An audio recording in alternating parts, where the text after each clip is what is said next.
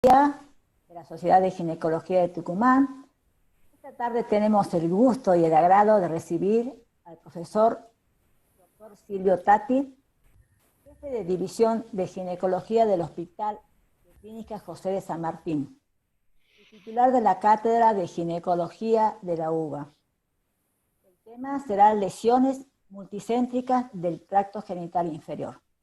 También nos acompaña la doctora Laura Fleider, docente autorizada de la UBA, jefa de sección de patología cervical de la División Ginecología del Hospital de Clínicas José de San Martín.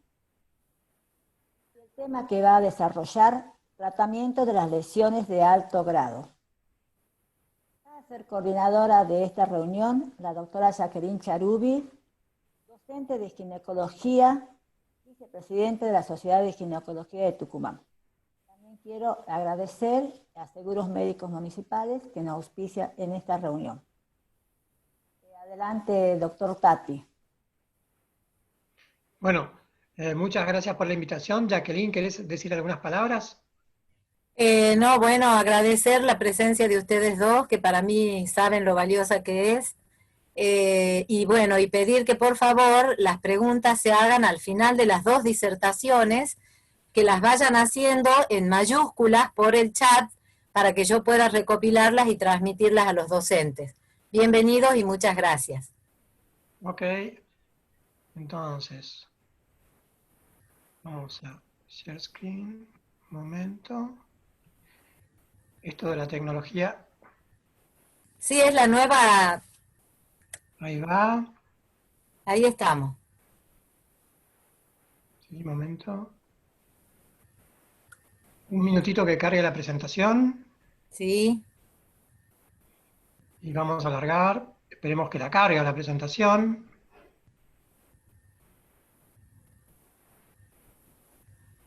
Ahí estamos. Bueno, vamos a hablar de la enfermedad multicéntrica del tracto genital inferior, ¿sí?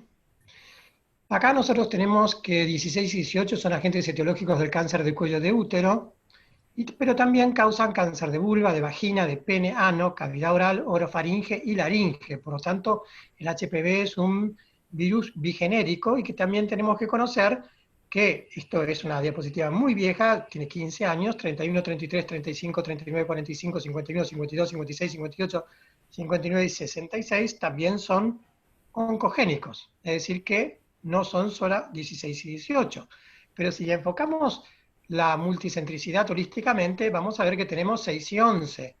6 y 11 son evidentemente el 90% de la etiología de las verrugas anogenitales, pero también pueden traer papilomatosis laringea recurrente en el adulto, 2% de los casos en el total de los adultos, verrugas de cavidad oral y verrugas de la conjuntiva. Definición de lesiones multicéntricas. Son lesiones epiteliales que afectan 2 o más sitios con características de órganos similares expuestos a carcinógenos en común. Entonces, tenemos lesiones de vulva, de vagina, de ano y de cuello de útero, que comparten una superficie contigua de epitelio escamoso que deriva de un origen embrionario estrechamente relacionado. Por lo tanto, si se exponen a un mismo carcinógeno, sumado a una susceptibilidad intrínseca común al cambio maligno, los carcinomas multicéntricos pueden esperarse en estas áreas. Cuando hablamos de multicéntricos, es que son en 2 sitios. Entonces, fíjense ustedes cómo tenemos faringe, pene, cuello, vagina, vulva, y en la cavidad oral, que son los que se vienen, básicamente tenemos que remarcar 2 que son amígdala y lengua. Básicamente estos cánceres de cabeza y cuello se están trastornando en la verdadera pandemia, vamos a ver, de la infección por VPH. Podríamos denominar esta definición como que es bigenérica, si incluimos a las lesiones vinculadas a VPH en el hombre, y también multiorgánica, desde ya, ahora incluidos, como acabo de decir, todos los cánceres de orofaringe, que incluyen el paladar blando y la laringe, las cuerdas vocales y por supuesto las amígdalas, que son prácticamente el cáncer de amígdala, 99% VPH dependiente, ya que hay una zona metaplásica o mal llamada zona de transformación de las amígdalas. Las lesiones intraepiteliales no producen inmunidad absoluta contra la aparición de una nueva lesión primaria, es decir, que uno pudo tener SIN3, haber generado anticuerpos, pero esto no evita que mujer o hombre puedan tener PIN3 o PIN3. Y para considerarse multicéntricos deben ser tumores primarios y no metastásicos. La multicentricidad entonces puede explicarse por la naturaleza del BPH y su capacidad de infectar todo el tracto genital inferior, y el SIN es la más frecuente de todas las neoplasias intraepiteliales del tracto genital inferior, básicamente porque tiene zona de transformación. Esa unión escamocilíndrica que denominaban los viejos colposcopistas es el quid de la cuestión de por qué hay más SIN que BIN, pero también hay BIN, BAIN y por supuesto AIN, anal intraepithelial neoplasia. ¿Qué otros factores nosotros podemos considerar? Para que haya una multicentricidad en una paciente, puede haber una interacción natural alterada entre oncogenes y antioncogenes, es decir, podemos nacer con antioncogenes, básicamente PRB y P53 mutados, por lo tanto nos podemos infectar como BPH, con BPH, y eso lo va a hacer el 80% de hombres y mujeres a lo largo de su vida, ¿sí? Alteraciones en la presentación antigénica, y esto es producto de la alteración morfológica del complejo mayor de histocompatibilidad tipo 1, de QWR1, lo que nosotros estudiamos, y esto se da en la población jujeña, para dar un dato local, y la inmunosupresión, trasplantadas, enfermedades autoinmunes, HIV, irradiadas o enfermedades oncohematopoyéticas. Están mucho más expuestas al desarrollo de la enfermedad sin, y por supuesto, a la multicentricidad. Entonces, mecanismos etiopatogénicos y 3 modelos posibles de la enfermedad multicéntrica sincrónica. Fíjense ahí en la diapositiva de la izquierda que tenemos A, B y C, y generalmente es una infección por VPH con alta carga viral y con virus con alto potencial de transformación. Por ejemplo, 16. Quien padece 16 tiene 435 más veces posibilidades de tener SIN3 y cáncer de cuello de útero.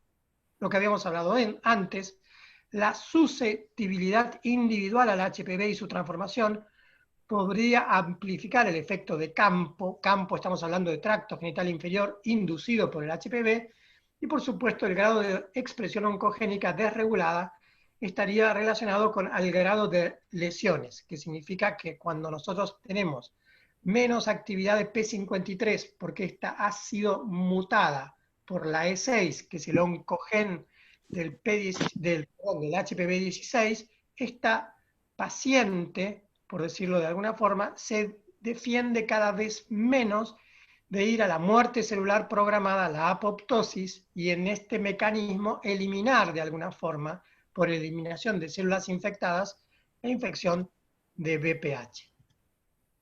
Pero tenemos otro tipo de lesiones, que son lesiones metacrónicas, es decir, que como vemos ahí, empieza en el cuello y después puede irse a la vulva o puede irse a la vagina, relacionadas clonalmente inducidas por el mismo tipo de HPV, en aquellos casos por el VPH16, vamos a seguir con el mismo ejemplo.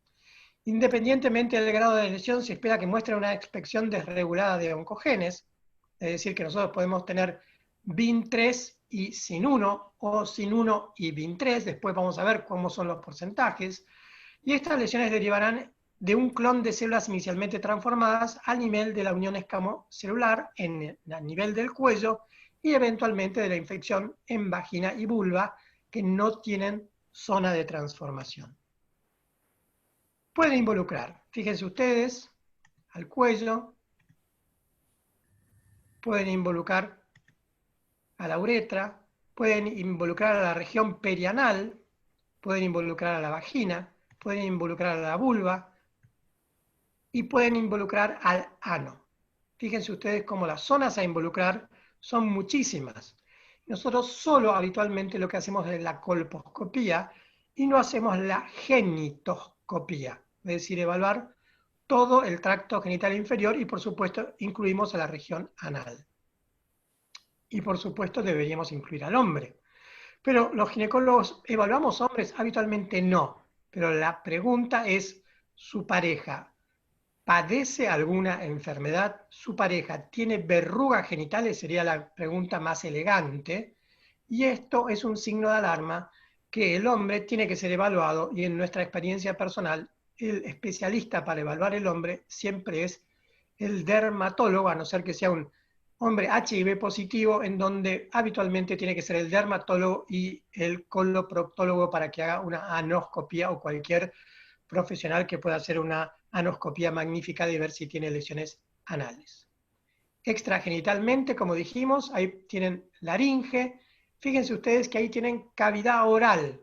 Y fíjense como en el lado derecho tenemos una lesión de alto grado, como si fuera un mosaico irregular, y como en el lado izquierdo de la pantalla tenemos una leucoplasia tenue, y es una lesión de bajo grado, es decir, que el HPV no se modifica mucho.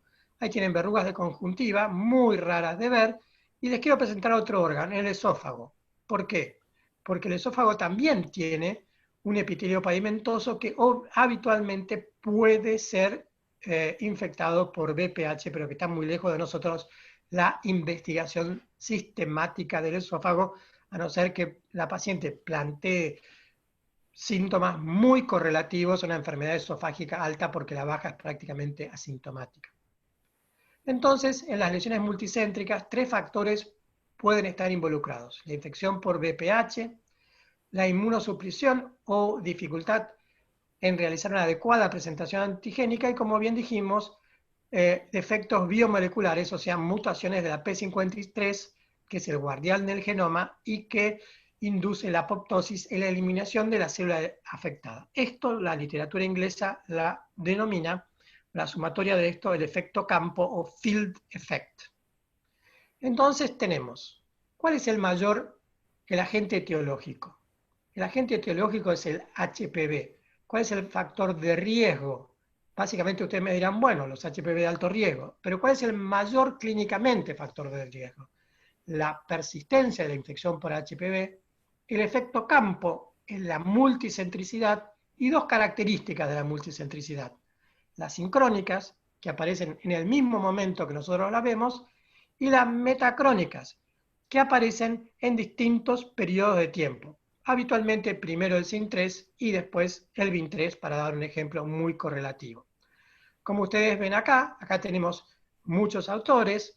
Por ejemplo, analicemos uno, Frega, que es un italiano que publica mucho, presentación sincrónica en el 56% de los casos, y metacrónica en el 44% de los casos. Intervalo entre la primera presentación y la segunda presentación, vamos a hacer un puente, 1 año. Por lo tanto, es ese año en que la paciente viene a controlarse su SIN3 tratado. Tenemos que sí o sí hacer la genitoscopía, a ver si una genitoscopía inicial y eventualmente una genitoscopía al año, para ver si no aparece otra lesión en vagina, o otra lesión en vulva, o otra lesión en la región perianal también en este momento. Fíjense ustedes, los otros autores más o menos dicen aproximadamente lo mismo, no en los meses, pero este Frega es el que en Italia más ha estudiado este tipo de lesiones. Entonces aquí ven una lesión sincrónica, ven como vemos un SIN de bajo grado, perdón, voy para atrás, y verrugas en la cara lateral de la vagina.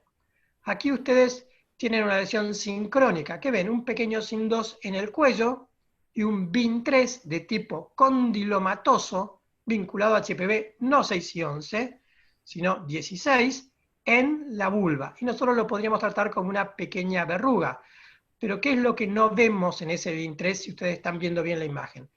Petequias vasculares, y las verrugas siempre tienen puntos vasculares, puntos rojos en su vértice, y esto es todo blanco, es muy sólido, hay mucho epitelio. Esto tiene que ser siempre biopsiado.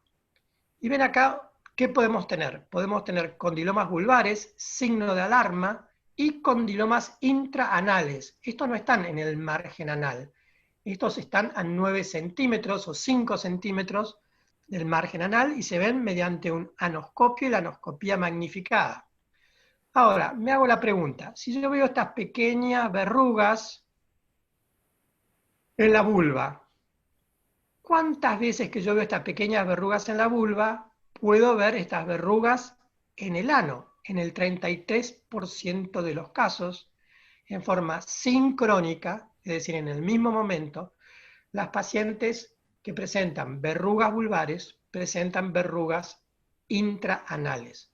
Yo me pregunto, ¿qué cantidad enorme de veces ustedes habrán visto verrugas vulvares y no trataron las intraanales? Una enorme cantidad de veces lo hemos hecho todos, pero las intraanales nos tienen que hacer pensar que puede ser un foco de contagio o recontagio canalicular de la vulva, y es la recurrencia de la verruga vulvar lo que nos tiene que hacer pensar.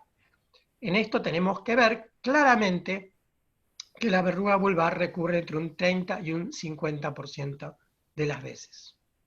Y acá tienen un BIN y un PEIN, es decir, una lesión de alto grado vulvar y una lesión perianal. Fíjense ustedes que esto está ya en la parte derecha, fuera de la vulva, y es una lesión claramente vascularizada, donde tiene lesiones rojas, y esto es un perianal intraepitelial neoplasia. Y entonces, ¿qué es lo que nosotros vemos? Que podemos tener BIN, AIN y PEIN en esta paciente. ¿Se pueden asociar las tres? Sí, se pueden asociar las tres. Y si tenemos esta triple asociación, lo que tenemos que hacer es una escisión. ¿Por qué? Porque esta señora tiene mucha multicentricidad y esta señora en algún lugar podría tener una microinvasión, por ejemplo en la vulva, y ustedes saben que todo lo que supere los 2 milímetros de invasión en la vulva ya tiene 10% de ganglios ilíacos positivos para cáncer, claramente. Por lo tanto, la microinvasión en la vulva se comporta completamente diferente que la microinvasión en el cuello del útero. Y acá tienen ustedes condilomas acuminados en el cuello del útero, donde es raro, 6% de todos los condilomas acuminados, y condilomas en la vagina. Lo vemos frecuentemente. ¿Sí? Ahora, la pregunta epidemiológica es, en un estudio que hicimos en nuestra propia unidad de colposcopía, claramente el 4% de las mujeres a lo largo de su vida y el 5% de los hombres a lo largo de su vida van a tener en algún momento condilomas acuminados, obviamente que estamos viendo población no vacunada contra VPH, por lo tanto, esta es una enfermedad muy prevalente entre hombres y mujeres en Argentina. Acá tienen de nuevo, priorizamos en este caso la lesión de AIN de alto grado, para que la vean ustedes muy bien, y fíjense cómo se ve un puntillado y a su vez se ve una leucoplasia. ¿Hay una zona de transformación dentro del recto? Sí, está entre 5 y 7 centímetros dentro del recto, se llama línea pectínea, es infectada por VPH a través de las relaciones anales o no, porque puede estar infectado en la zona perianal. En el 35% de los hombres heterosexuales está infectado con HPV de alto riesgo. Y fíjense acá, como ustedes ven, una leucoplasia en forma gris en algunos sectores, un mosaico y una base que deben ser biopsiados y pueden ser biopsiados con una pequeña anestesia y Baby Tischler, una pinza de Baby Tischler. Entonces, fíjense ustedes, las lesiones multicéntricas. Parece una cosa extraña, algo que sucede solo en el Sahara subsahariano. No, el 70% de los BIN tienen SIN previo. El 70% de los BIN tienen SIN previo. Y entonces esos SIN 3 tratados con histerectomía, de repente, habría que ver si no tienen también BAIN, que es más frecuente en pacientes histerectomizadas, porque habitualmente el cuello no se saca correctamente, todo, y después vemos un BAIN. Las lesiones metacrónicas, siempre el concepto que tenemos que recordar es que la lesión cervical suele ser la primera en desarrollarse. Y acá tenemos de nuevo a Antonio Frega, ¿sí? En donde dice que 55 casos de lesiones intraepiteliales multicéntricas en el tracto genital inferior, la incidencia fue de 4,7% de lesiones multicéntricas en mujeres con SIN. 31 de los casos que él observó para 2014 fueron sincrónicas en el mismo momento y 24 fueron metacrónicas. Y acá nosotros podemos tener algunos otros tipos de lesiones, claramente, en donde vemos que en las inmunodeficiencias y múltiples tipos de HPV se asociaron con mayor frecuencia con lesiones sincrónicas. Es decir, ¿la infección por VPH es única o puede ser múltiple? No, puede ser múltiple también. Y entonces, ¿qué edad promedio tenían estas pacientes? 36 años. Eran señoras de 90 años, eran pacientes añosas, eran señoras que iban a tener cáncer de vulva a los 65 años, sincrónicas a los 36 y metacrónicas en la misma edad. Inmunosupresión, ¿cuántos eran? Eran todos inmunosuprimidas. En las sincrónicas 35% y metacrónicamente se presentaban 8,3%. Múltiples tipos, 38% en las sincrónicas y 8,3% en las metaprónicas. ¿Cuánto tiempo? Es lo que vimos en la diapositiva anterior de Frega, para que haya una correlación pedagógica, 13 meses, un año. Por lo tanto, de esta diapositiva, ¿qué decimos? Que cuando hay sincronía no tienen que ser ni señoras extremadamente viejas, pero sí hay inmunodepresión en muchos casos, hay que buscar siempre la multicentricidad en la inmunosupresión, y que puede haber una infección por VPH de varios tipos virales involucrados en el mismo tiempo y que habitualmente aparecen al año cuando son metacrónicas. Por lo tanto, ustedes acá ven de nuevo condilomas anales y vulvares, que se ven muy frecuentemente. Acá ustedes ven en el cuello, mosaico, base, sin 3, y ven AIN 3 en el ano. Las presentaciones no son muy diferentes. Si ustedes ven la imagen, que me interesa lo que yo quiero que vean, fíjense en el ano, en lo que podríamos llamar la hora 10 aproximadamente, fíjense que hay punteados, como si fuera una base, y también hay mosaicos, y también hay leucoplasias. Por lo tanto, lo que nosotros siempre decimos, no una biopsia, sino 2 biopsias, esto nos otorga la característica de efectuar un correcto diagnóstico. La neoplasia intraepitelial anal es parte de una enfermedad multicéntrica. 19% de mujeres con SIN3 tenían AIN. 57% de mujeres con lesión intraepitelial en más de un foco, cuello uterino más vulva y vagina, o ambas tenían AIN, el 57%. ¿Sí? Por lo tanto, mujeres con cáncer anal, 28,3% tenían historia de verrugas genitales. Mujeres con cáncer vulvar, por supuesto que tienen más riesgo de tener AIN. Mujeres con lesiones intraepiteliales cervicales, vaginales y vulvares, 12% de prevalencia de AIN. Entonces existe una alta asociación entre la patología intraepitelial anal y el TGI. En inmunocompetentes con AIN de alto grado, 66%, es decir, ahora invertimos la carga de la prueba. Empecemos por el ano y veamos qué tuvieron en el cuello. Si tuvieron 66% de asociación con patología intraepitelial del cuello del útero. ¿Cuándo dijimos? Cuando tenían AIN de alto grado, 66%, casi el 70% habían tenido SIN3. Patología intraepitelial vulvar, ya lo dijimos, 66% habían tenido patología intraepitelial vulvar. 11% patología de la vulva y 44% con PEIN y condilomas perianales para nuestra propia casuística en el Hospital de Clínicas. Es decir, que ya no estamos hablando de Frega en Italia, estamos hablando de la Universidad de Buenos Aires. Y esto es un trabajo que publicamos con la doctora Fleider, la doctora Tirinello, la doctora Suzuki. Las lesiones sincrónicas o metacrónicas del cuello uterino, vulva, vagina, región perianal, región anal, son frecuentes en pacientes HIV positivas. Fíjense la diferencia. 20% en HIV positivas y 3% en HIV negativos. Con esto el mensaje es siempre buscarlas a la multicentricidad en las pacientes HIV positivas.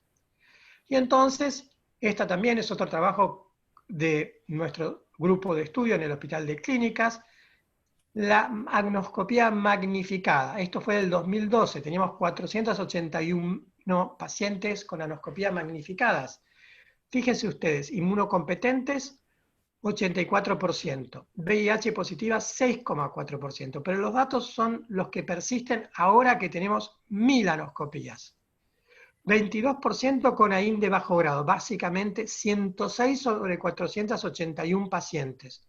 22%, pero lo más sorprendente de este estudio fue que 28 sobre 481, y es un dato que se persiste en el tiempo y aún no publicado, el 6% de las pacientes tenían AIN de alto grado, que es el precursor del cáncer anorrectal.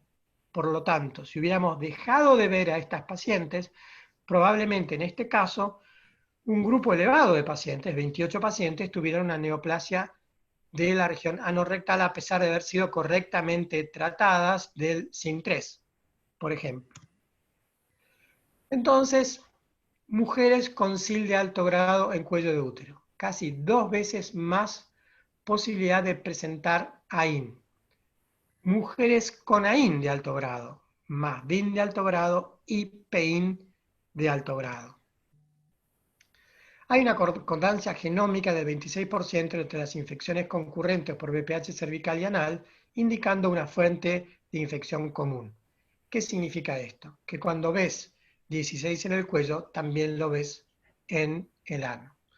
Las mujeres con infección cervical tienen 3 veces más riesgo de tener una infección anal y hasta un 13% están infectadas en ambos lugares. Para nosotros el 6,8%. Esta es una publicación de Palevsky. La inmunosupresión es un factor determinante en la persistencia viral. Y ahora viene otro tema, si ustedes piensan que estamos terminando esta clase. Recién vamos por los 30 minutos y yo sé que su atención se está agotando, pero ¿nos convertiremos en buscadores de neoplasias orofaringeas? Probablemente sí. Tenemos en este momento, así como la anoscopía, vaginoscopía, vulvoscopía y colposcopía, tenemos definida la oroscopía, como así se intitula. Yo les diría que realizar una oroscopía en tiempos de pandemia de coronavirus no es lo más seguro que uno puede hacer, así que definitivamente ahora no es el momento para hacerlo. Podemos tomar, como ahí tenemos un bajalengua, podemos tomar un Papa Nicolau de la boca. Nosotros lo hemos hecho con Cytobrush del piso de la lengua, donde es una región donde habitualmente empieza el cáncer de lengua vinculado a VPH, y la citología tiene una baja sensibilidad y especificidad. ¿Qué es lo que estamos viendo aparecer en la literatura actualmente 2020? Que van a empezar a aparecer marcadores tumorales de importancia como E2, E6 y E7 para VPH 16, 18 y otros 7 grupos virales, que podríamos tomarlo de las fauces, así como hacemos un hisopado para COVID en este momento, y mandarlo a analizar y ver si esa paciente tiene expresión de proteínas oncogénicas E2, E6 y E7, y considerar hacer una oroscopía. Ahora, ¿el ginecólogo está preparado para hacer una oroscopía? Yo diría que no. La región es extensísima. La región implica también el paladar, implica también la parte posterior de las fosas nasales, implica llegar hasta la laringe y verla. Por lo tanto, lo mejor y lo que yo recomiendo es que se haga una asociación con un otorrinolaringólogo interesado en el tema y que pueda exponer y visualizar toda el área. Nosotros también estamos trabajando con odontólogos, estomatólogos, que concurren una vez por semana a nuestro consultorio, en época fuera de pandemia, para ver la boca de las pacientes, y estamos encontrando una enorme cantidad de lesiones que todavía no hemos publicado. Es decir, que hay 2 especialidades que debemos trabajar en conjunto: los estomatólogos para la boca, porque es muy raro que un otorrinolaringólogo vea las encías de los pacientes, vea las mejillas de los pacientes, etcétera, etcétera, y los otorrinolaringólogos para que vean la parte posterior del paladar, las amígdalas y la laringe, definitivamente. Por lo tanto, en la multicentricidad es una concatenación de especialidades, como médico de atención primaria el ginecólogo, trabajando en conjunto con el otorrinolaringólogo, el coloproctólogo o anoscopista. Si nosotros estamos entrenados lo podemos hacer, pero no sugiero tratarlo, por supuesto, porque el tratamiento hasta ahora es quirúrgico, y el estomatólogo, que es el odontólogo entrenado en ver lesiones de mucosas. Como verán, entonces esta clase ha ido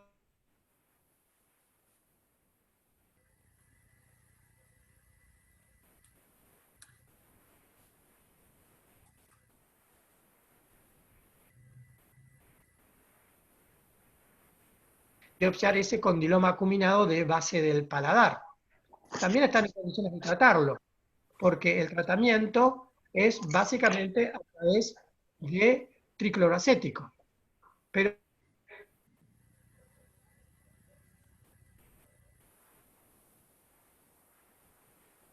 en el labio, lo mejor es que lo haga un estomatólogo.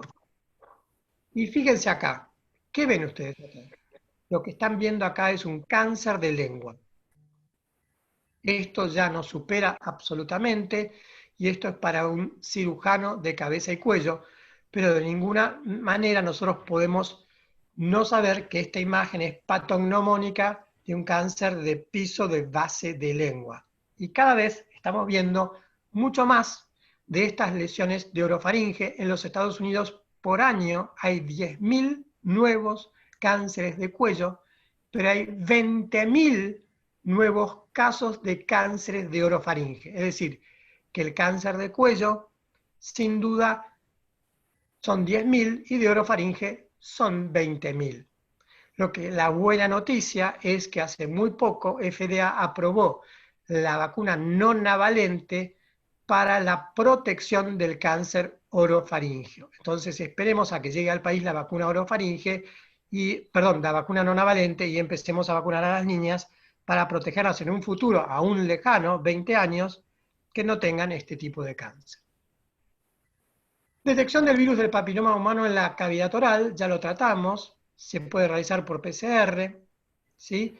Grupo 1, 20 pacientes con lesiones genitales actuales. Grupo 2, 15 pacientes sin lesiones genitales actuales pasadas y grupo control. Fíjense ustedes, cepillado, negativo, 1 y 2.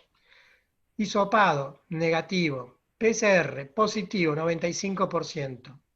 Buches, pendiente. Los buches tampoco dieron resultados y gárgaras. Por lo tanto, esta es nuestra experiencia para 2014, y yo les quiero decir que tanto la citología como la PCR, como buches y gárgaras con solución salina, no dieron resultado en detecciones tempranas de lesiones orofaringeas, y todo el mundo está esperando que esto salga a la luz, algún test que tenga una sensibilidad y especificidad importante para la determinación y búsqueda específica de lesiones orofaringeas. Por lo tanto, lo que nosotros queremos decir que las lesiones multicéntricas en un estudio de 2010-2011 son muy frecuentes. Esta fue nuestra casuística y también la vemos en pacientes adolescentes, ¿sí? La multicentricidad, y ya terminando con la presentación, presenta dos desafíos. Uno, diagnóstico. El tamizaje citocolposcópico solo se centraliza habitualmente en el cuello del útero, y habitualmente no son evaluadas la vulva, la vagina, ni la región perianal, ni la región bucal, con altas tasas de subdiagnóstico en este momento en nuestro país. Y el otro es el desafío terapéutico: realizar el mejor tratamiento que pueda abarcar todas las áreas del TGI comprometidas, sin modificar su anatomía, con tasas de recurrencias que son más elevadas en la multicentricidad. Es decir, que cuando tratamos pacientes multicéntricas vamos a tener más recidivas de la enfermedad. ¿Por qué? Porque ya dijimos, son pacientes o que son HIV positivas, trasplantadas, oncohematológicas, toman dexametasona, o son HIV positivas, o son lúpicas, claramente. Por lo tanto, estas pacientes multicéntricas requieren de un seguimiento estricto. Me había olvidado de las pacientes de una enfermedad muy frecuente, que es la artritis reumatoidea, que habitualmente están inmunosuprimidas con algún MAP en este momento, y estas también entran dentro de un grupo de riesgo. Y entonces deben focalizarse en un tratamiento. Por supuesto que debe estar dirigido a aliviar los síntomas y prevenir la invasión.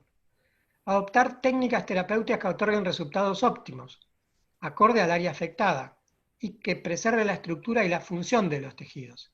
Y de ser necesario, como ya lo vimos, en muchos número de casos va a ser necesario un equipo multidisciplinario. Lo más habitual es el proctólogo y el ginecólogo en una misma área quirúrgica. Y la elección terapéutica dependerá de la experiencia del profesional, de los recursos de la infraestructura y de las condiciones de la paciente. Por supuesto, evaluar la posibilidad de realizar tratamientos simultáneos, no mandar al proctólogo y venga al ginecólogo, vaya al estomatólogo, considerar el estado inmunológico de la paciente y las enfermedades concomitantes. Siempre la multicentricidad es conveniente trabajar con un inmunólogo, por lo menos nosotros mismos, pedir una subpopulación de CD4, CD8 y natural killers, para ver cómo está inmunológicamente esa paciente, pedir un HIV, ¿sí? Pedir una hepatitis C, tener un enfoque multidisciplinario puesto en la cabeza y ofrecer el mejor tratamiento que conserve la integridad anátomo-funcional de los tejidos y minimice los daños que podamos causar en la anatomía. Las opciones terapéuticas en el cuello puede ser el láser o la conización o la electroconización con microaguja y el LEDS. Y para el bajo grado también el láser, la electrofulguración, el PEF, la criocirugía y eventualmente el tricloroacético en la vulva y en la vagina. En el BIM de alto grado, la resección quirúrgica, el láser y eventualmente el fluoracilo, nosotros no lo usamos. Y en el bajo grado, criocirugía, tricloroacético y electrofulguración. En la vulva, en el BIM de tipo usual relacionado al HPV, en las áreas cutáneas, podemos usar el láser, el LIP, la criocirugía y también el imiquimod, que lo podemos hacer en forma sincrónica o metacrónica, usándolo antes para que se reduzca la cantidad de tejido a resecar. Y en el área mucosa no usamos el imiquimod, usamos el láser, el LIP, la electrofulguración y la criocirugía. Y para las verrugas vulvares, en el área cutánea, el LIP, la electrofulguración, el tricloroacético, el imiquimod o el láser, y en las áreas mucosas, básicamente lo que no usamos es el imiquimod, que está absolutamente proscripto. En el ano, alto grado, por el momento, resección quirúrgica. Si tenés un láser podés usarlo con algunos riesgos y lo ideal sería usar la coagulación infrarroja. En el bajo grado, que serían las verrugas, puedes usar la electrocauterización de las verrugas, los proctólogos lo hacen con mucha asiduidad y nosotros usamos también la electrocoagulación, nosotros usamos el ácido tricloroacético. Aquí tienen un cuello, aquí tienen un cuello tratado, aquí tienen un procedimiento PEF, aquí vemos cómo queda el PEF, aquí vemos cómo se puede hacer un PEF en la vagina también, aquí vemos unas lesiones gigantescas de la vulva y vemos cómo se fueron después de un tratamiento con imiquimod, quedan muy pocas áreas a resecar, definitivamente. Por lo tanto, nos queda por último, ahora sí, las recurrencias. Ver de sacar el tabaco. Definitivamente el tabaco inmunosuprime a nivel del cuello, pero básicamente a nivel de la vulva. Ver el compromiso de los márgenes. Ver si la terapéutica elegida fue la correcta. Y ver si hay infección persistente de HPV. Las recurrencias. En las multicéntricas, prepárense, 43%. Para el SIN, entre 5 y 35%. Para el BIN, 10 y 42%. Y VIN, 10 a 50%. Por lo tanto, el tratamiento de la multicentricidad tiene que ser un tratamiento correcto, tiene que ser un tratamiento individualizado. Acuérdense que vamos hacia la medicina de precisión y tiene que ser un tratamiento multidisciplinario para tener éxito. En las terapéuticas futuras están todas orientadas a tratar la infección por VPH. Y en esto acá tenemos lo que se denominan vacunas terapéuticas, ahora no en uso, sino en fase 3 de investigación, que en realidad no son vacunas terapéuticas, sino son inmunomoduladores. Llegando a los 40 minutos que Jacqueline me dio, para que después no me critique, vamos a las conclusiones y decimos que la multicentricidad crea un gran impacto psicofísico en la mujer. La prevención y su cuidado deben ser efectuados en forma individualizada. Estos casos son de difícil manejo y presentan un gran desafío, como acabamos de ver, y es mandatorio una evaluación colposcópica de todo el tracto genital inferior, la genitoscopía, con el fin de detectar lesiones multicéntricas, sincrónicas y metacrónicas, acompañadas de pacientes de riesgo de la anoscopía y eventualmente de una horoscopía. Muchas gracias por haberme escuchado. Muchas gracias a todos ustedes.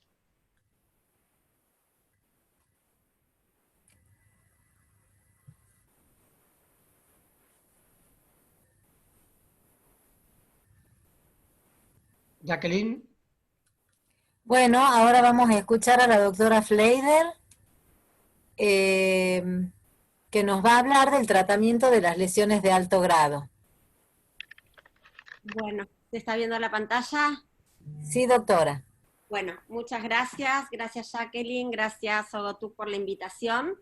Y bueno, después de esta tan linda disertación del doctor Tati sobre multicentricidad, vamos a enfocarnos en el alto grado del cuello uterino. Entonces, tenemos que considerar que para manejar en forma apropiada las lesiones de alto grado del cuello de útero, tenemos que saber que es una parte esencial en la prevención, ¿sí?, del cáncer de cuello, que el propósito del tratamiento es lograr la reducción en la incidencia y mortalidad por cáncer de cuello de útero, no la lesión de alto grado en sí. Acá lo que se apunta es a disminuir incidencia de cáncer de cuello de útero, cosa que si uno lo maneja en forma inapropiada, por un lado puede estar aumentando el cáncer de cuello de útero, ¿no es cierto?, que es lo que por supuesto no queremos, pero no tenemos que tratar indiscriminadamente, porque si en algo tenemos que tener claro los médicos, es que no tenemos que dañar a la paciente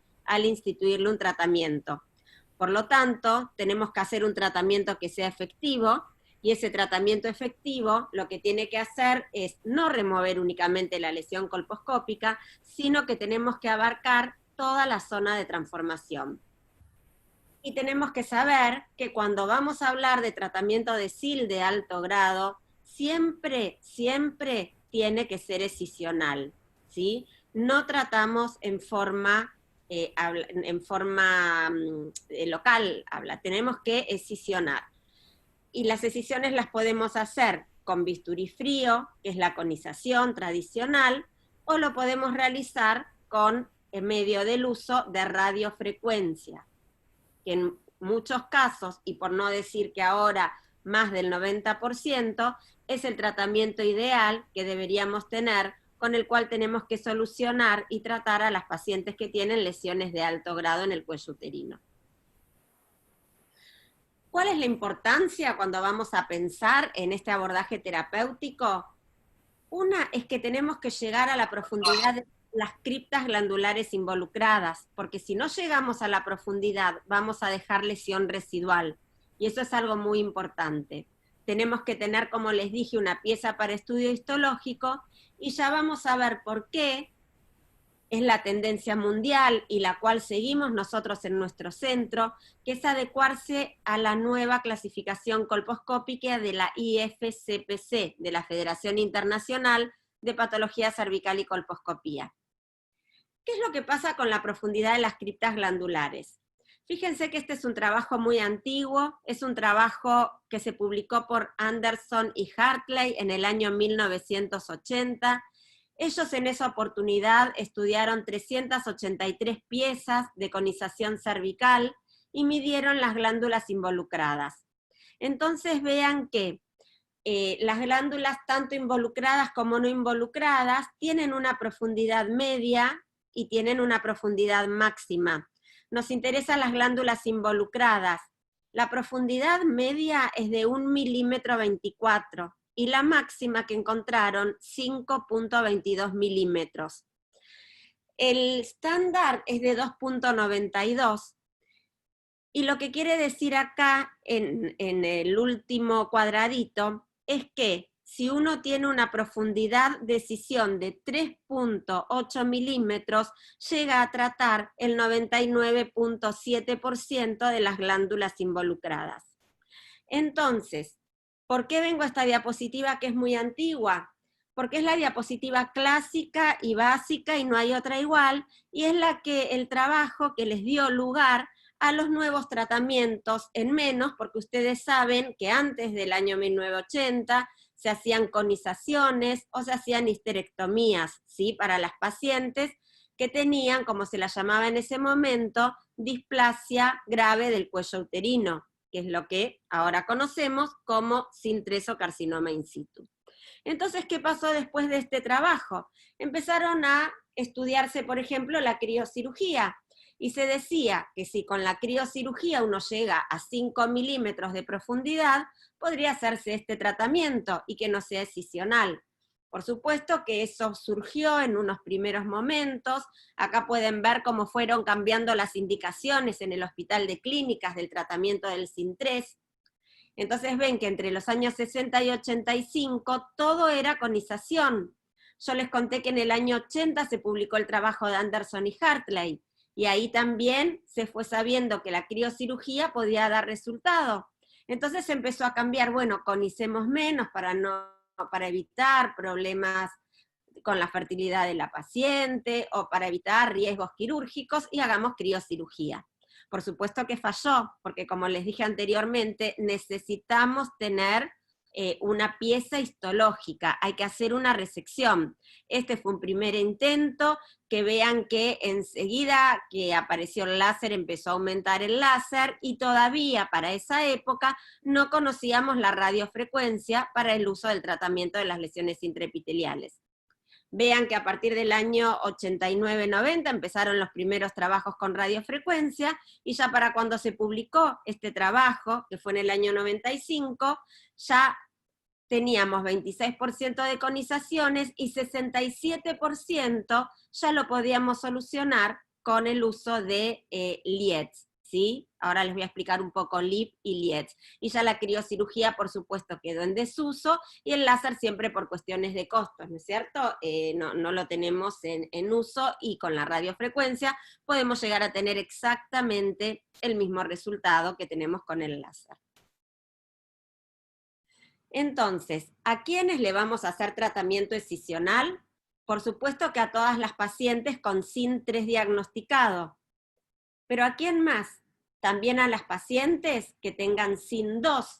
Y puede ser, si no tenemos posibilidad de realizar una P16, no sabemos si el SIN-2 se está tratando de una lesión de bajo grado o de alto grado. Ustedes recuerdan que el sistema LAST empezó a pedir de realizar una medición de P16 a toda paciente con SIN-2, porque si la P16 es positiva, estamos hablando de una infección transformante, es decir, que este HPV tiene integración y está yendo a la malignidad.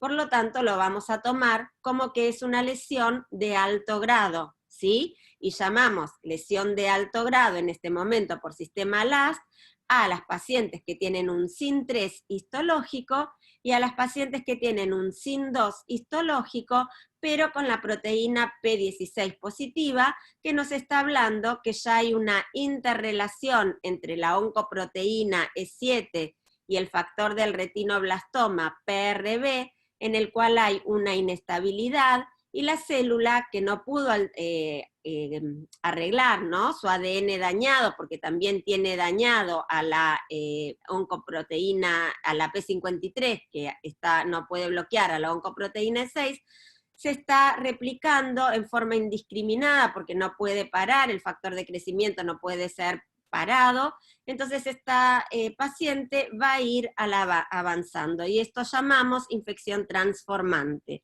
Y además también vamos a hacer un tratamiento escisional, por supuesto, ante todos los casos que tengamos una discordancia citocolpohistológica. Y como dijimos, ¿cuáles van a ser los tipos de tratamiento escisional? Podemos hacer LIETS. Ustedes ven que entre paréntesis dice LIP, yo creo que ya la mayoría o todos lo deben saber, pero se los quiero recordar, son siglas.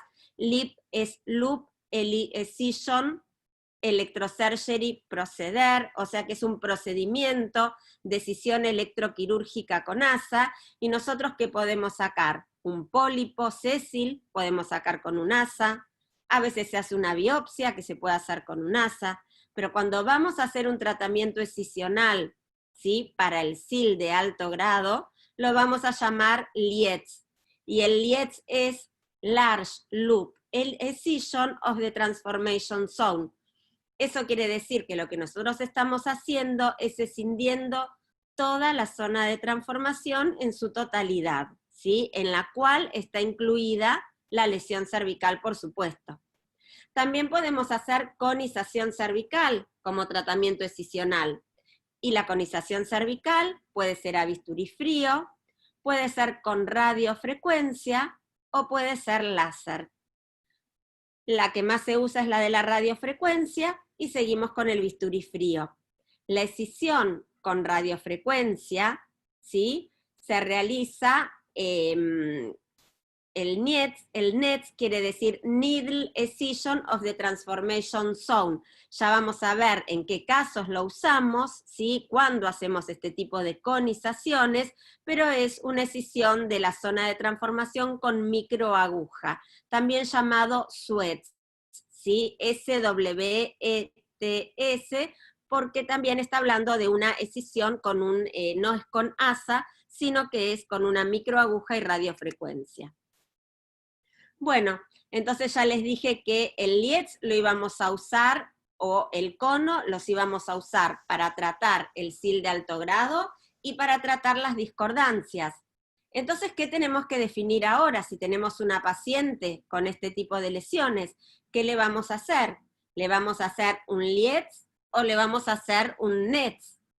Entonces, nosotros dejamos la indicación del LIETS para las lesiones de SIL de alto grado, en las pacientes que tengan una zona de transformación tipo 1 o tipo 2, y esto ya vamos a verlo, lo voy a explicar a continuación, porque es como nosotros nos referimos al tratamiento vinculado a la nueva clasificación colposcópica de la IFCPC. Vamos a realizar un LIETS también cuando el canal endocervical es negativo, pero recuerden que siempre tiene que ser negativo para lesión intraepitelial de alto grado, ¿sí? Dejamos a un costado aparte a lo que es estudio del canal endocervical positivo para bajo grado, ¿sí? Si es para bajo grado, también le podemos hacer un LIETS, ¿sí? Y le vamos a realizar también el LIETS a la citología positiva no aclarada, pero con canal endocervical negativo para lesión intraepitelial de alto grado.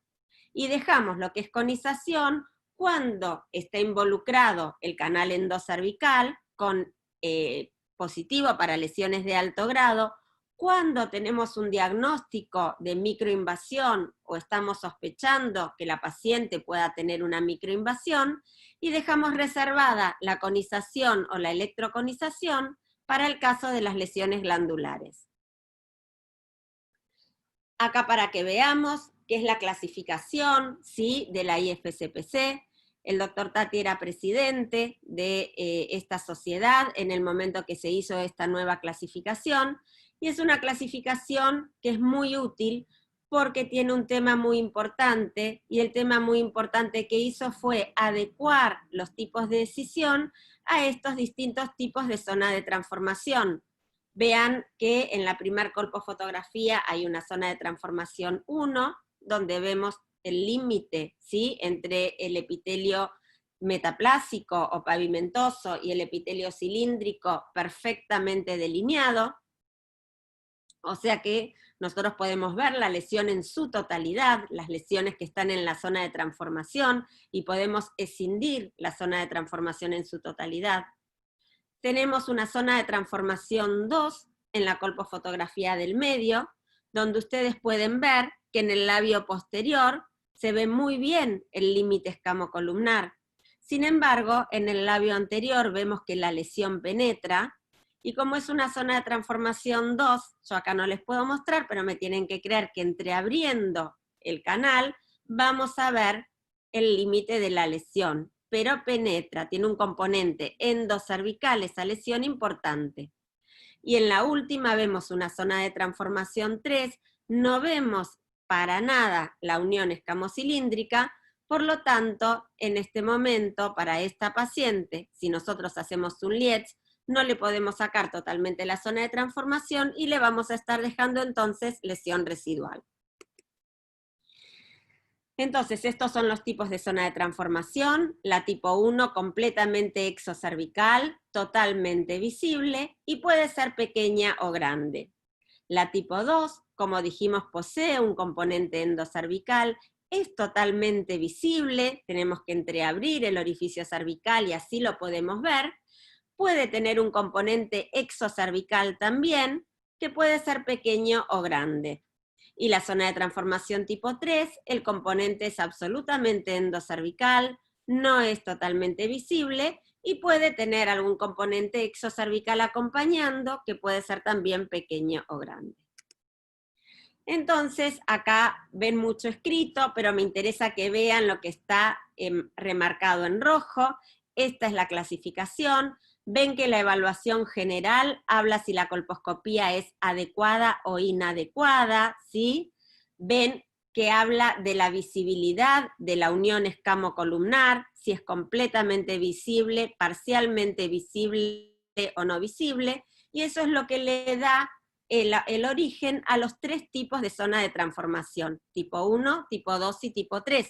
Si ustedes recuerdan la clasificación anterior, uno hablaba de zona de transformación en evolución o zona de transformación concluida, eso desapareció totalmente, y en vez de hablar en evolución o concluida, podemos decir que la zona de transformación 1 es en evolución, la zona de transformación 3 es concluida, y la 2 es un NI, puede tener partes concluidas o puede tener partes que todavía estén en evolución. Y lo que se hace entonces es incorporar a la clasificación la terminología de los tratamientos y hablamos de tipos de decisión, y tipos de decisión 1, 2 y 3. Pero no se queda ahí solo la clasificación, sino que también le habla al patólogo, y le pide al patólogo que nos tiene que dar distintas medidas de la muestra que nosotros le remitimos. Y esas medidas son sobre todo el largo, que el largo es la distancia del margen distal externo al margen proximal, que es el interno, y el grosor, que es la distancia del margen estromal hasta la superficie de la muestra extirpada, y opcionalmente nos puede dar la circunferencia. Esto nos ayuda muchísimo, porque así como dijo el doctor Borstein, que estaba a cargo, ¿sí?, del comité que realizó esta nueva terminología, se estaba hablando antes, cuando uno hacía tratamientos de lips amplios, lips pequeños, lesiones grandes, lesiones profundas, lips profundos, y no teníamos una buena medida. Entonces, esto es muy importante porque estamos hablando sobre el futuro oncológico y el futuro obstétrico de la paciente que estamos tratando. Entonces, vean, para que quede gráfico, los 3 tipos de zona de transformación, ¿sí? Abajo vemos el tipo 1 de nuevo, el tipo 2 y el tipo 3, y vean cómo tiene que medirnos el patólogo. Lo importante es que nos mida el largo, ¿sí?, del orificio cervical externo al interno, y que nos mida el grosor, ¿sí?, de la pieza. Entonces acá pueden ver en forma esquemática cómo se puede hacer una escisión tipo 1, ¿sí? Ven que el asa es un asa que generalmente usamos asas de resección de 2 por 0,8 milímetros de profundidad.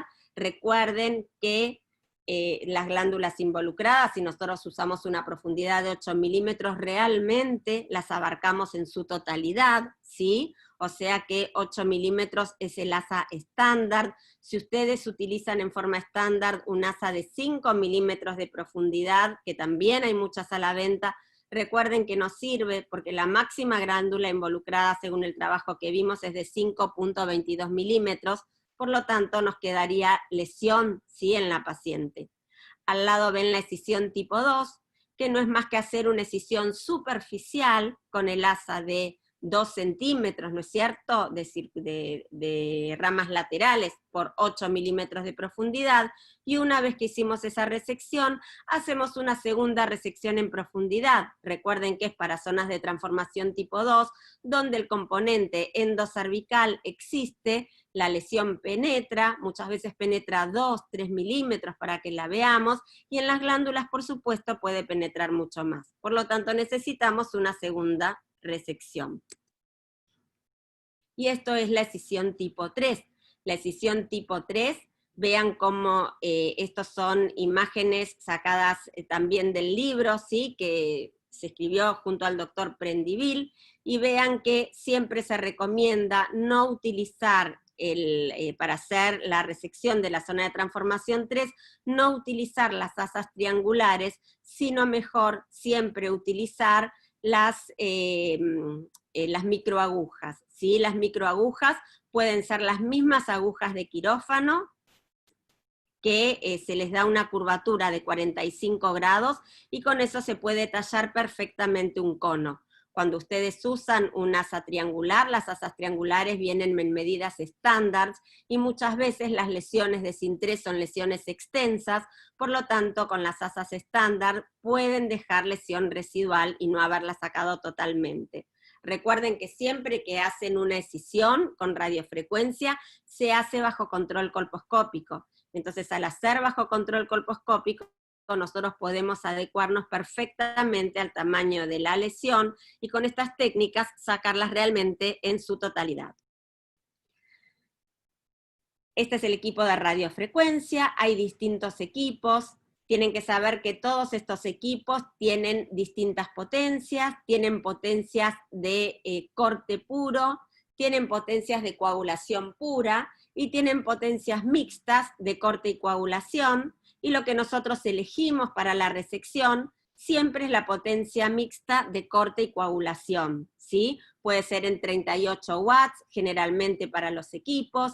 Hay equipos que miden exactamente en watts, y otros no miden exactamente la potencia, sino que ustedes tienen que poner 3/4 de potencia para corte, con un cuarto de potencia para coagulación. Siempre nosotros recomendamos, y es preferible, que puedan medir bien en sus equipos la potencia. Y recuerden que para hacer corte hacemos potencia blend, potencia mixta, porque vamos haciendo la electrofulguración, ¿no es cierto? Al ir cortando también vamos cauterizando los vasos. Vean al lado que tienen muchos tipos de asas, hay asas semicirculares, hay asas cuadradas, y hay asas, ¿sí?, de distinta medida, para cuellos más grandes, ¿sí? Y la profundidad, recomendamos que siempre utilicen la de 0,8 milímetros de profundidad, o la de 1 centímetro de profundidad, que es una asa cuadrada, ¿sí? 8 milímetros o 1 centímetro, sean siempre las que elijan. Y acá, bueno, ven en forma esquemática cómo queda un lecho, para que sepan después de la escisión. Van a ver en el medio, que es mandatorio, y lo hacemos siempre, un estudio del canal endocervical restante, ¿sí?, como margen de seguridad, porque ya les voy a explicar sobre los bordes, y a veces el borde interno está comprometido, pero nos es muy útil ver si realmente tiene lesión más allá del borde o no. Recuerden que muchas veces en el protocolo preterapéutico, cuando hacemos estudios del canal, a veces podemos no haber llegado a la profundidad y creer que la paciente no tiene canal y estar equivocándonos, no tiene canal involucrado. Entonces, por eso siempre es bueno, como medida de seguridad, volver a hacer un estudio del canal. Y ven al final cómo se hace la electrocoagulación del lecho con el electrodo esférico. El electrodo esférico, si ustedes tienen que armarse su equipo de LIP, recomendamos que sea el de 5 milímetros de diámetro, y esto ya se hace a una potencia de coagulación pura con el equipo en 50 watts. Esto es el patólogo, ¿sí? Acá ven la pieza que nosotros escindimos arriba, y vean lo que es un margen estromal y un margen de la superficie, eso es el grosor, lo que va de estromal a superficie, y vean el margen ectocervical al endocervical, y ahí el patólogo nos va a estar midiendo el largo de la pieza. Las asas son de tungsteno, tienen 2 milímetros de diámetro, ¿sí? Y como les dije, hay muchas. El espéculo que utilizamos, vean que siempre tiene que estar cubierto por una resina plástica, ¿sí? Porque si no es electroconductor el metal. Pueden usar tranquilamente espéculos descartables, de hecho los podemos usar muy bien, pero siempre todos los espéculos, sean con resina plástica o descartables, es fundamental que estén adaptados a un aspirador de humo, porque recuerden que acá nosotros producimos vapor, y si se vaporiza todo adentro no vamos a estar viendo el campo operatorio, o sea que el aspirador es fundamental.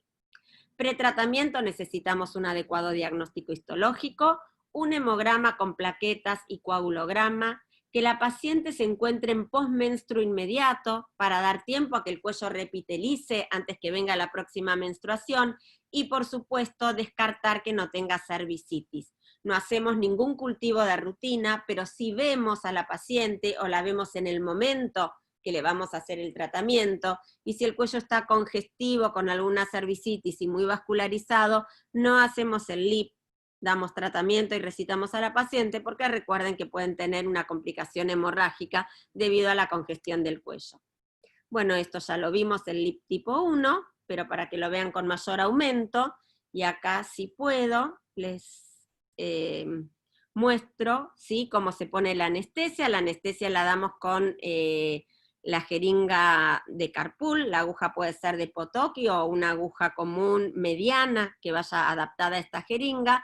Usamos lidocaína con epinefrina e infiltramos en 4 cuadrantes del cuello de útero a razón de media ampolla por cuadrante, lo que corresponde a 0.9 centímetros cúbicos por cuadrante de cuello de útero. Empezamos en hora 6, seguimos esquemáticamente en hora 9, hora 12 y hora 3.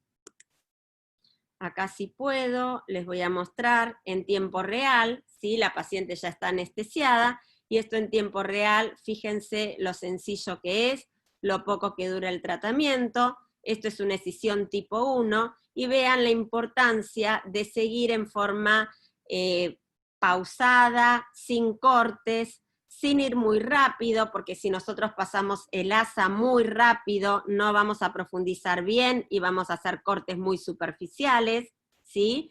Y tampoco tenemos que ir en forma muy lenta, porque si vamos muy lenta, se nos va a frenar el corte, y si se nos frena el corte, sepan que no se puede retomar. Ustedes van a apretar el pedal del equipo y no van a poder seguir cortando. O sea que tienen que sacar el asa, entrar por el otro extremo y volver a cortar. Vieron que se hace el legrado endocervical y ahora se hace la coagulación del lecho. Y una vez que coagulamos el lecho, entonces se terminó. Vean este que es otro detalle importante, vieron cómo también se hace una coagulación, ¿sí?, o una electrofulguración de la zona de transformación periférica. Es una zona donde probablemente pueda seguir habiendo lesión de bajo grado, por lo tanto también es muy importante que uno haga la electrofulguración.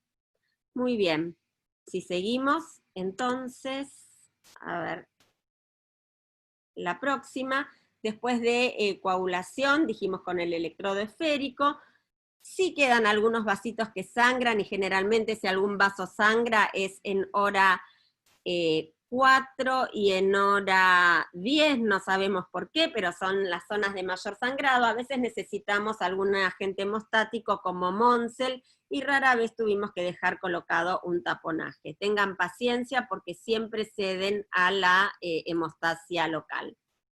Esto es el lecho que queda post tratamiento, y vamos a ver ahora una escisión tipo 2, ¿sí? Entonces, si podemos les muestro también en tiempo real. Hacemos primero la escisión, vamos a hacer tipo 1, recuerden que la anestesia ya está puesta, ven cómo se profundiza totalmente hasta que las ramas paralelas entren en contacto, ¿sí?, con la superficie del cuello del útero. Se hace la primera escisión, retiramos la pieza, siempre recuerden que se marca en hora 12 y se pone en una solución de formol, y vean cómo a continuación se hace una segunda escisión con el asa cuadrada de hasta 1 centímetro, ¿sí? Es como un sombrerito que le hacemos. Entonces con esto nosotros tenemos muy bien tratada una lesión tipo 2, ¿sí? Muy bien, hacemos la coagulación del lecho, hacemos el legrado endocervical, ustedes vieron que el LIP fue cuestión de menos de 1 minuto, y lo que sí nos puede demorar siempre un poquito más es terminar de hacer la coagulación del lecho. Siempre la podemos hacer, muy raro habrá sido que hayamos tenido que dar un punto, ¿sí? Esto generalmente anda muy bien. Seguimos, y vamos a ir a la zona de transformación 3, y hacemos la escisión tipo 3. A la escisión tipo 3 ya no la vamos a estar llamando LIETS, sino que la vamos a estar llamando NETS, SWETS o electrocono. Y acá es lo que les dije, fíjense las limitantes, ¿sí?, de las asas triangulares, ven que las usamos, las probamos, pero la experiencia dice, tanto para nosotros como en la literatura internacional, que es preferible utilizar la microaguja. Y acá, si podemos ver, un electrocono, ¿sí?, se dan los puntos de contención en hora 9, en hora 3, les voy a mostrar un poquito el tallado, y después seguimos con la clase.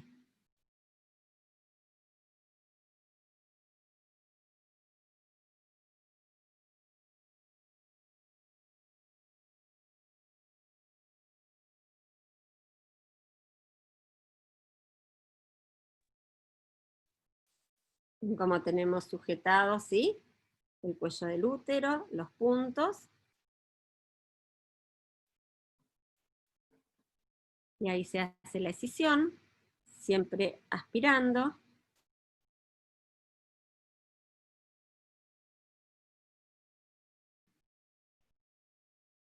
Bueno, hay un poco de sonido, perdón. Habría que editarlo, pero esto es bien y en tiempo real.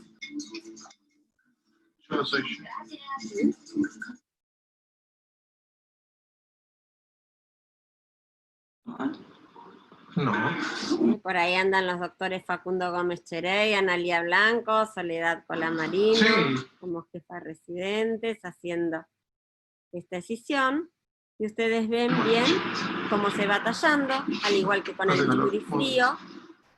Y la importancia es que son piezas de menor volumen, con muy poco sangrado. Voy adelantando, ustedes van viendo. Y ahí ya prácticamente ven que va saliendo la pieza.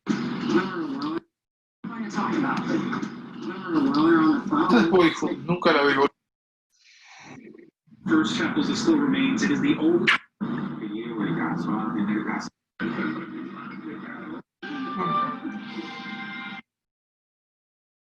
Una vez que salió la pieza, se hace el legrado endocervical, y acá es una pieza, ¿sí?, de electroconización. Ven que tiene forma de conito, se hace electrofulguración del lecho, anda muy bien la electrofulguración.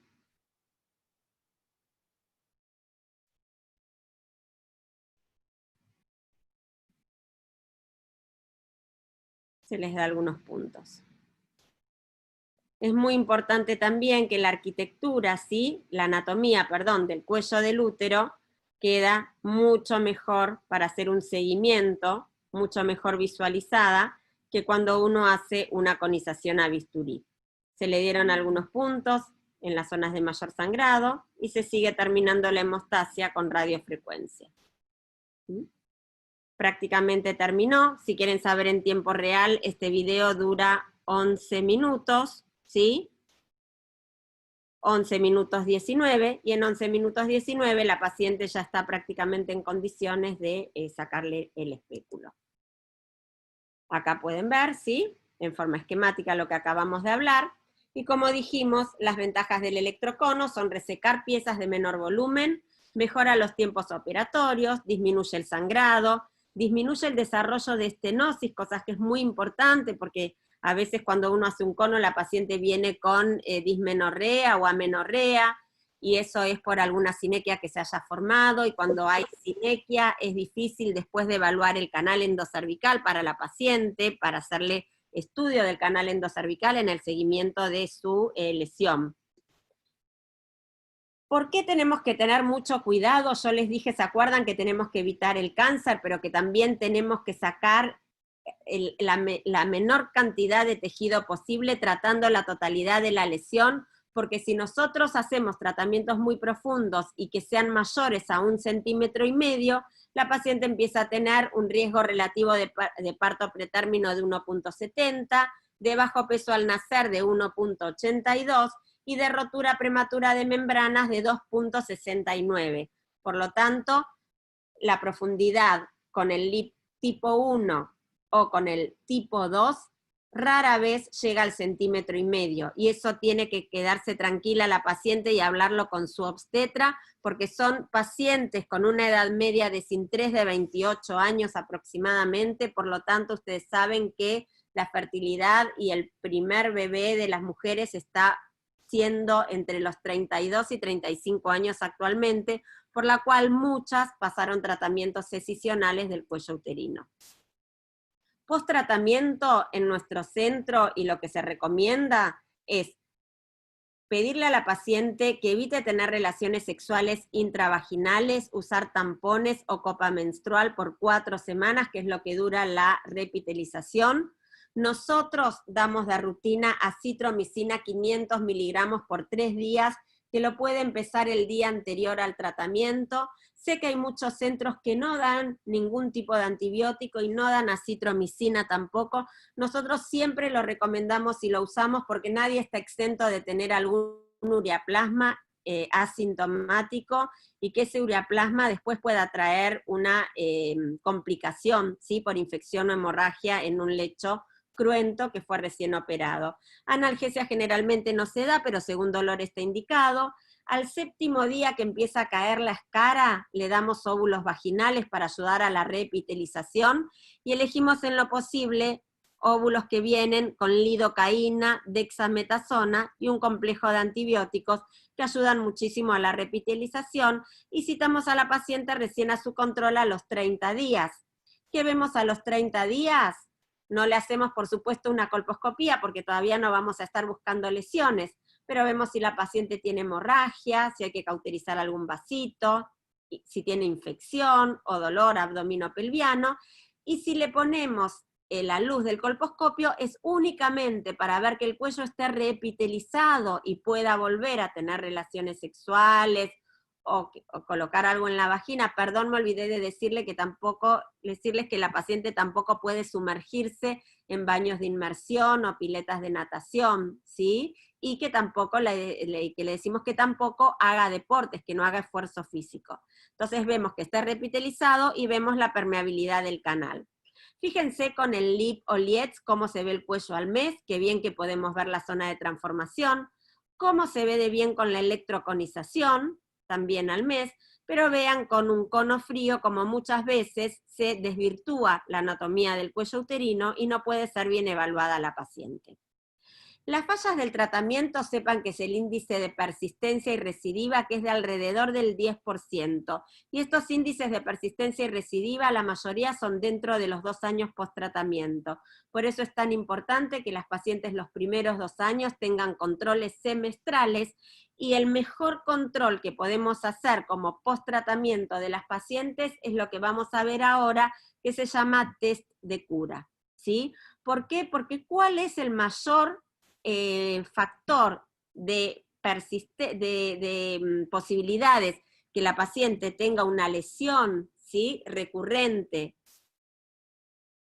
o persistente? Es por la persistencia del HPV. También son factores de riesgo, por supuesto, si tiene lesión glandular, ya les dijimos que se hace conización cuando sospechamos eso, que la escisión sea incompleta, no haber elegido bien el asa, no haberla utilizado bien, las pacientes mayores, inmunocomprometidas, con lesiones satélites endocervicales, que por eso, para evitarlo, nosotros le hacemos el legrado endocervical post-LIP inmediato, y escaso volumen de escisión de la pieza quirúrgica. Pero vean cómo en rojo está la persistencia del HPV, ¿sí? Porque siempre se dijo que, ¿cuáles son los factores de riesgo de recidiva?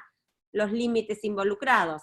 Y tenemos que saber que cuando hablamos de límites involucrados, puede ser el límite externo o el límite interno, el endocervical. Los límites externos los tratamos siempre, y el endocervical también, los electrofulguramos, como yo les mostré, cuando se hace la cauterización del lecho. Entonces, si ese límite está electrofulgurado, no va a quedar lesión residual, ¿sí? Por lo tanto, no se hace sistemáticamente ante un borde comprometido una nueva escisión, ni que sea el borde externo, ni el borde interno, porque la mayoría de las reescisiones que se hacen dan negativas, y con una escisión tan amplia, la paciente termina afectando su fertilidad y haciéndole una resección innecesaria, ¿sí? Más allá de la electrofulguración de los márgenes, sepan que como estamos haciendo un daño en el tejido, un daño térmico, producimos inflamación, y esta inflamación va a producir un estímulo de la inmunidad local. Por lo tanto, estimulando la inmunidad local también van a ir un montón de células de defensa, de linfocitos T helper, ¿sí? a ese lecho, como para ayudar a que la paciente pueda eliminar lo que le queda de lesión residual. Entonces, lo que sí hacemos después del Lietz es el test de cura, que lo tienen que conocer porque es la segunda gran indicación de los métodos de biología molecular, que es hacer un test de HPV a los 12 meses post tratamiento escisional. Tiene mucha mejor sensibilidad que la citología para definir cuál va a ser el futuro en posibilidades de recidiva de nuestra paciente. Y otro tema más, ya para ir terminando, porque estamos llegando a los 40 minutos y no me quiero demorar, es que vacunamos a las pacientes más allá de tratarlas. ¿Por qué? No, de ninguna manera porque le curemos nada con la vacuna, no la estamos tratando su lesión, la vacuna no es terapéutica, no lo fue la bivalente, no lo es la cuadrivalente y no lo es la nonavalente tampoco. Las vacunas son profilácticas. ¿Qué es lo que va a estar previniendo la vacuna a una paciente tratada? Va a estar previniendo una nueva lesión. ¿Y por qué una paciente tratada puede tener una nueva lesión? Como hablamos recién, por persistencia, por lo tanto, los linfocitos B, ¿sí?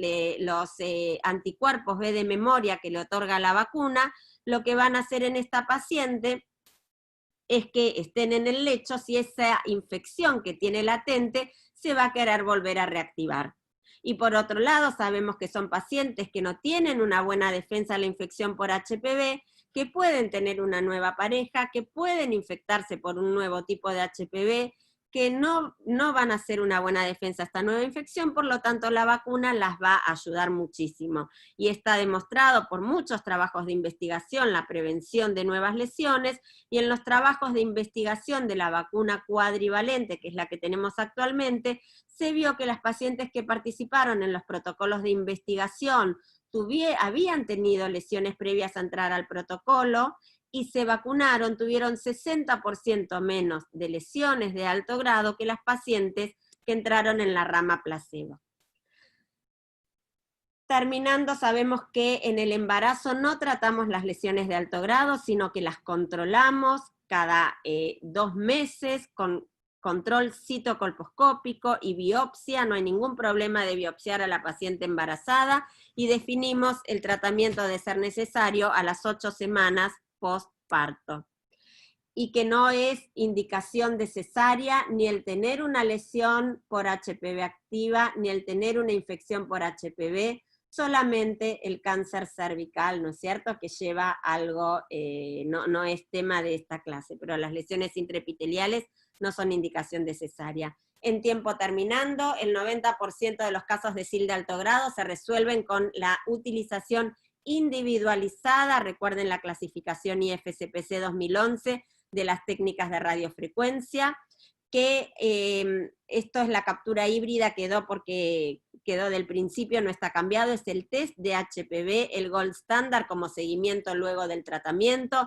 Puede ser test de HPV sin genotipificación como es la captura híbrida, o con genotipificación como es el COVAS o el test de Abbott, no está en la balanza a favor de uno o de otro, cualquiera sirve. La vacunación post-tratamiento es mandatorio. A pesar que los márgenes comprometidos aumentan riesgo de lesión residual, la mayoría de las pacientes no lo va a tener y no se justifica el retratamiento inmediato y balancear siempre entre la seguridad de la paciente y evitar un tratamiento agresivo, que es lo más importante que quiero que se lleven hoy de esta presentación. Muchas gracias por escuchar. Bueno, muchas gracias, Laura. Muchas gracias, Silvio. Vamos a pasar a las preguntas en virtud del tiempo porque nos queda poco tiempo.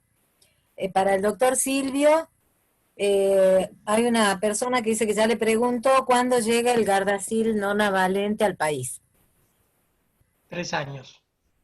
Hay un problema de producción de Gardasil 9, por lo tanto no es un problema de autorización. El Gardasil 9 fue autorizado, está autorizado por el ANMAT desde el 2014, pero no hay producción. O sea, no lo buscas y no va a estar disponible para América Latina, por lo menos por los próximos 3 años, casi seguro. Bien. Si pide interconsulta con el urólogo en todas las pacientes con HPV en cualquier localización. No, no pedimos interconsulta con el urólogo con todas las pacientes en cualquier localización, a no ser que tenga un condiloma de uretra, pero que es verdaderamente raro. Y habitualmente el condiloma de uretra lo curamos nosotros con tricloracético. Bien. Si hay experiencia en casos de lesiones multicéntricas, de tratamientos destructivos asociados para mejorar el microbioma con lactobacillus. Eso es muy interesante. Le voy a mostrar algo, si se puede ver en la cámara.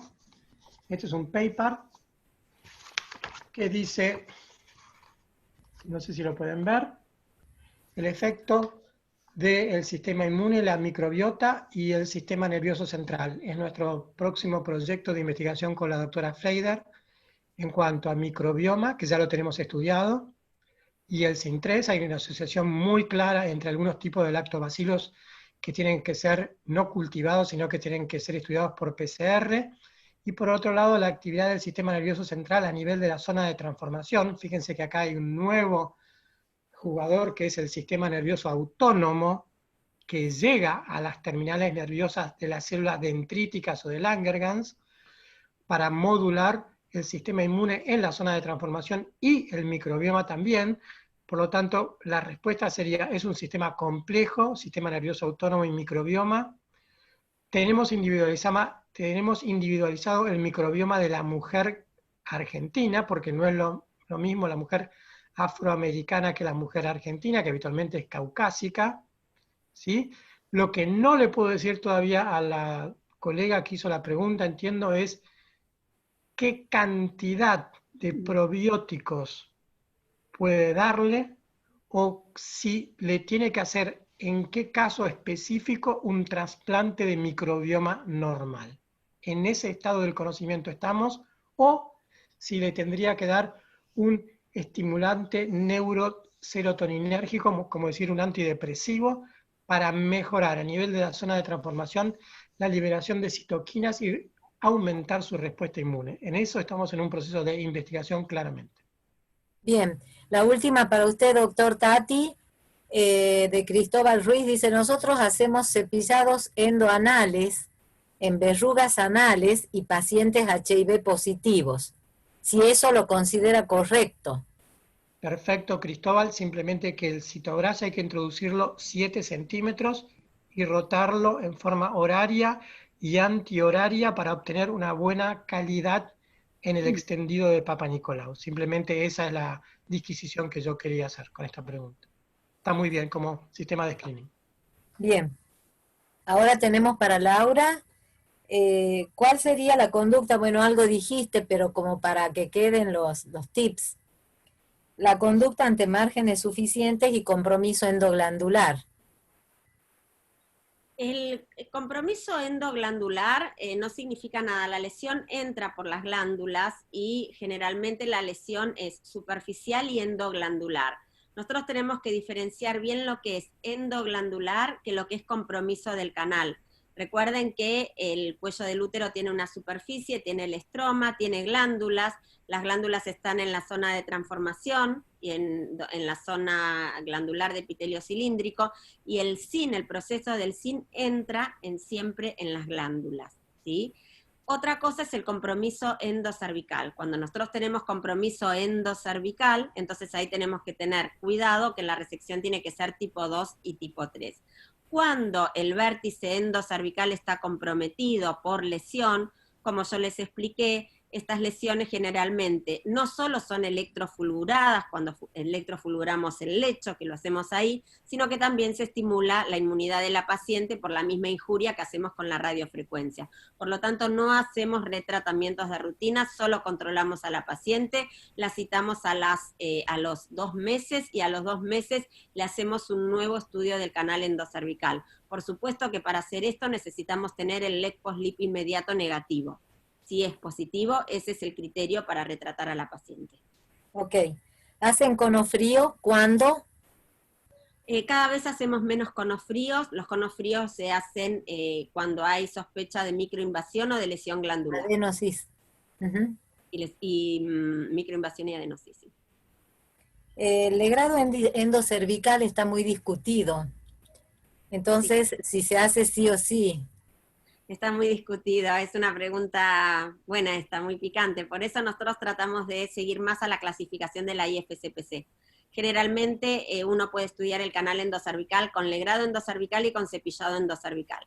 El cepillado endocervical es muy buen método, pero generalmente hay contaminación, ¿sí? Cuando uno pasa el cepillo por la parte externa y da falsos positivos. En cambio, el legrado endocervical, muchas veces según el momento del ciclo menstrual en el cual está la paciente, trae poca cantidad de células, trae moco, trae sangre y es insuficiente para el diagnóstico del patólogo.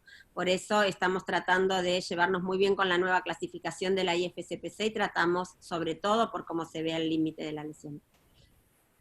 El taponaje que dejan cuando tienen que dejar taponaje de la tira de gasa, ¿lo dejan seco o le colocan vaselina o alguna? Porque muchas veces las pacientes, cuando se extraen la tira de gasa, tienen la hemorragia. Creo que más de 20 años de estar en el servicio haciendo elipsis, cuento con los dedos de una mano las veces que hubo que dejar una gasa, es mucho. Si se deja, se deja fisiológica húmeda, no vaselina, sino solución fisiológica. Okay. Pero no tengo memoria de haber tenido que dejar prácticamente alguna gasa. Perfecto. Solamente les pido que tengan paciencia y sigan electrofulgurando. Claro. Y lo importante es girar el electrodo esférico o girar el hisopo con el Monsell, porque si no queda pegado y cuando uno lo desprende vuelve a sangrar. Exacto. Una paciente de 32 años con antecedente de cono por HSIL hace 10 años, con controles normales, y aparece un SIN2 en el canal. Se hace un recono. Si persiste la lesión, ¿es indicación de histerectomía? Siempre puede llegar a una amputación de cuello. Siempre hay que tratar de no hacer histerectomía porque, como habló el doctor Tati de las lesiones multicéntricas, no nos tenemos que olvidar de la vagina. La vagina es muy difícil de tratar, y una persona que tiene alguna alteración, como el doctor dijo, o entre los oncogenes y antioncogenes, o su complejo mayor de histocompatibilidad, y no hace una buena respuesta al HPV, si no tiene cuello de útero, que es más fácil de tratar, y la lesión aparece en vagina, pueden terminar con colpectomías parciales o totales en algunos casos, y es algo trágico para el seguimiento de la paciente. ¿Los electroconos se hacen siempre en quirófano o pueden ser ambulatorios? Siempre en quirófano. Lietz en consultorio, tipo 1 y tipo 2, electrocono siempre en quirófano. ¿Siempre ponen sonda vesical? Para el electrocono, para el Lietz nunca. Bien. ¿Han dejado de usar los Stundorf? Sí, porque alteran la anatomía del cuello del útero, para el seguimiento posterior al cono. ¿En varones con antecedentes de verrugas también se vacuna? Los varones se pueden vacunar con antecedentes y sin antecedentes de vacunas. Está indicada la vacunación a partir de los 9 años, tanto en la mujer como en el hombre. La recomendamos absolutamente. Aunque no haya tenido lesiones previas. Aunque no haya tenido lesiones previas, está indicada a los 11 años de edad para todos los varones. Y los varones más grandes, hayan tenido no lesiones, siempre se pueden vacunar. Van a estar protegiendo todos los cánceres y verrugas HPV relacionados. Bien. ¿A qué tiempo del tratamiento quirúrgico le dan el esquema de vacunación? La verdad no hay ningún trabajo científico que lo avale. Nosotros lo ideal es dar la vacuna o ante el diagnóstico del SIL de alto grado, directamente previo al tratamiento, lo podemos hacer y es un muy buen momento, o a veces lo damos en el alta, no hay nada arreglado, pero lo más temprano posible. Es Bien. bueno. Acá alguien preguntó a la doctora Fleider con qué óvulos hace tratamientos previos. Yo entendí que los óvulos los dan a posteriori. Sí, Jacqueline, siempre posteriores. Lo damos para ayudar a la repitelización en el momento que cae la escara del tratamiento, que es al 7º día post-tratamiento. Antes Bien. no. Bueno, creo que con eso estamos completos. No sé, solo queda agradecer, digamos, la buena voluntad, disculpar si ha habido algún tipo de error tecnológico, porque nos estamos adaptando a la nueva normalidad. Y bueno, un placer verlos a los dos. Muchísimas gracias. Le doy la palabra a nuestra presidente, Lucy. La verdad, brillante, doctores. Muchísimas gracias por su presencia, nos honraron realmente. Quiero agradecerles mucho a ustedes y también quiero agradecer a todos los médicos, a nuestros colegas que nos acompañaron con su presencia virtual. Y a la comisión directiva de la Sociedad de Ginecología por todo el esfuerzo que hace para realizar estas reuniones. Muy agradecidos, doctores. Muchas gracias. Feliz fin de semana. Gracias, muchas Chao, gracias. besitos. Hasta luego. Gracias a todos.